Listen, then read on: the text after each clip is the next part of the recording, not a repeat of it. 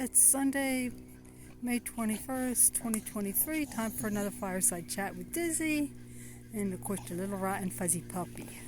And starting this bit later tonight than normal, I have chicks that I had to put under a mama hen, and I do that after it gets dark, so I didn't want to be out here really any longer than I had to be. And I'm hoping that I don't get joined by a horse again this time like I did last time. I don't know if you watched my short on the visitor that I had last week. If you haven't, look it up. But it's been a fun week. My mower has gone to be repaired. I'm hoping that I'll get it back this week. If I don't get it back this week, they said I should have it back the next week. In the meantime, I'm borrowing a mower from the woman in the field next to me. She said that I can use it. I don't really like using her mower, just in the off chance that if something happens to it, I'd be responsible for it. But it is what it is. I gotta keep this field looking good. Had the vet out for the horses. Licorice is limping a bit on the front right. Vet looked at her, doesn't see any evidence of the laminitis. But I'm not taking any chances with her. What I need to do, and vet agrees that I should do this, I just haven't had the time yet. I am going to be putting her pen back up. Prime time, but the best grazing time for a horse that's prone to laminitis is from 3 a.m. to 10 a.m. I ain't getting out here to the farm that early to take care of her. So I am going to start coming out to the farm later. I like to get out here early in the morning and feed and then go home. But instead, I'm going to be getting out here like around 10:30. Work outside first and then come and feed. And then when I get back, since I'll have her in the evening, since I'll have her pen all set up, I'll turn her loose into that. I will give her some hay, because I know her, she'll go right for the hay first, and that'll give time for the sugar content in the grass to go down. I'm hoping that'll be good for her.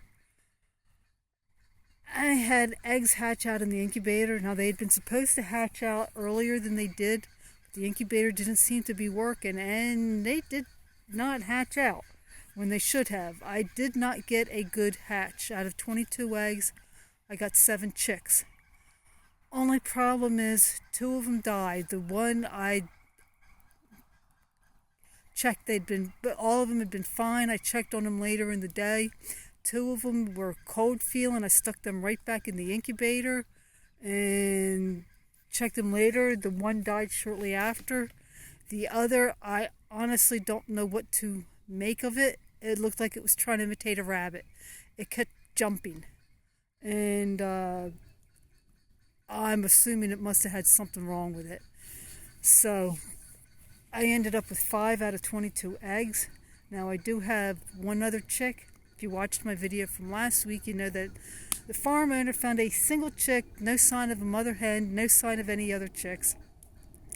I took the chick home since I figured I'd have eggs ready to hatch out, and I'll just put it with them. And that's what I've done. It's a little bit bigger, but not overly big, so it shouldn't be a problem.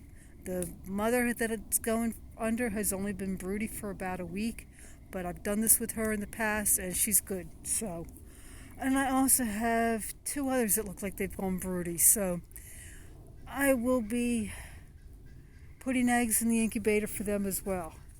Speaking of broodies, I lost one of my broody hens this week.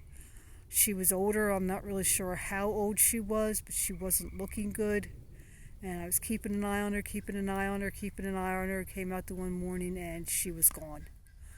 So, her name was Candy, and she had been a little when she first started hatching out babies, but she calmed down. So, house. I didn't really get much done in the house. I've been concentrating more on the yard just because it's so overgrown. The majority of the quote-unquote orchard is weeded. Didn't get to work on it yesterday because it rained, and today I was beat. I couldn't sleep until after 4. I came home from church and I don't know how long I slept. I just hope I don't have trouble going to sleep tonight. But a good majority of that is weeded out, and I am seriously thinking of seeing if I can't find some dwarf apple and peach trees to plant in there. Yeah, I'm not planning to stay, but I'm trying to think of what I can do to get the house attractive to people. And that's one thing that I've come up with is if I get this all cleared out is planting a little orchard. The yard mainly worked on weeding the front flower garden. The thing that took me the longest was finding the edge of the flower garden. It took me, I'm not even sure how long, but I have that all weeded out along the front, and I have most of the rest of it weeded. It was a little bit hard getting the weeds out because it was been hot and dry, but with the rain that we got about a half an inch. So I should be able to finish that up tomorrow, and I will be getting stuff planted. Hopefully tomorrow in the evening. Let's see, I had started working with the horses, but with licorice limping and then having the things going on between the guy coming out for the mower and having the vet out, I only was able to work with him one day. This week I should be doing more, and if Licorice has stopped limping, I'll be saddling her up.